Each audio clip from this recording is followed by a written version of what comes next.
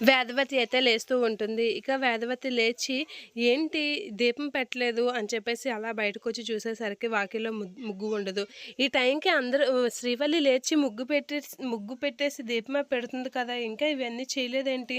అసలు శ్రీవల్లి ఎక్కడా? అని చెప్పేసి శ్రీవల్లి అనైతే పిలుస్తూ ఉంటుంది. ఇక శ్రీవల్లి అయితే ఫుల్లుగా మేస్తూ ఉంటుంది లడ్డూలవి. ఇక వాళ్ళ అత్తయ్య రావడం చూసి పడపడ డబ్బా అవన్నీ దాచేసి ఇక శ్రీవల్లి అయితే ముసుగు తన్నేస్తూ ఉంటుంది.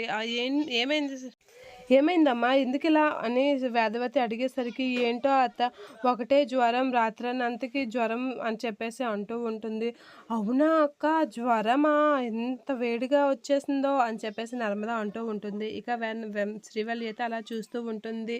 నిబ్బరంగా అలా ఉండేదానివి ఇప్పుడు నువ్వు ఇలా జ్వరంకి ఇలా అయిపోయావేంటక్క అని చెప్పేసి అంటూ ఉంటుంది. అలా అంటూ శ్రీవల్లి ఒంటి మీద చేయేస్తూ ఉంటుంది. ఇక తనకేం జ్వరం లేదని నర్మద కనిపించిన వెంటనే ప్రేమకి సైగ చేస్తూ ఉంటుంది. ఇక ప్రేమకి నర్మద సైగ చేసేసరికి, అవునక్క నిజమే నీకు నిజంగా జ్వరమే దోస ప్యాన్‌లా కాలిపోతుంది ఒళ్ళు.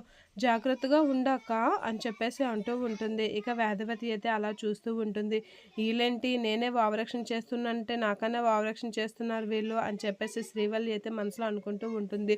అక్క గజగజ ఉడికిపోతున్నావా? నీకేమైనా అవసరమైతే చెప్పక్క నిన్ను వెంటనే హాస్పిటల్‌కి తీసుకెళ్తాను నేను అని చెప్పేసి అనేసరికి ఈళ్ళు బాగా నటిస్తున్నారు నా దగ్గర అని చెప్పేసి అంటూ ఉంటుంది.